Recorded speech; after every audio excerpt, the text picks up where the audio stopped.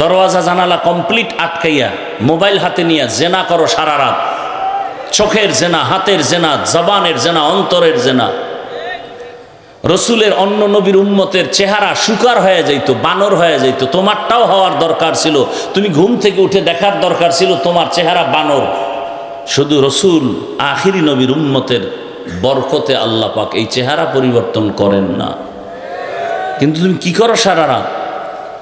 তোমার চেহারার দিকে তাকাইলে মায়া লাগার কথা লাগে না কেন?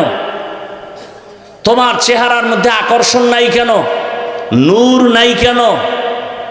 যাদের কলবের চক্ষু খোলা তারা বলে দিতে পারবে তোমার কপালের দিকে তাকায় তুমি রাত্রে কি অপরাধ করেছো। তাহলে তোমার চরিত্র শেষ। অস্ত্র মোবাইল। এই মোবাইলকে কেন্দ্র করে মায়ের সাথে কি পরিমাণ বেয়াদবি করেছো যুবক বাবা, তোমার বিবেকের কাছে প্রশ্ন। বেয়াদবি মাপ চাই, আমি তোমার চরম বন্ধু। এই মোবাইলকে কেন্দ্র করে বাবার সাথে বেয়াদবি, শিক্ষকের সাথে বেয়াদবি, আলেমের সাথে বেয়াদবি। হেদায়েতের মালিক কে? কোন বান্দা? অতএব আমি হাফিজুর রহমানের হাতে হেদায়েতের চাবি নাই। আরে ভাই আমাতে বাদ দাও, আমি তো মানুষই না।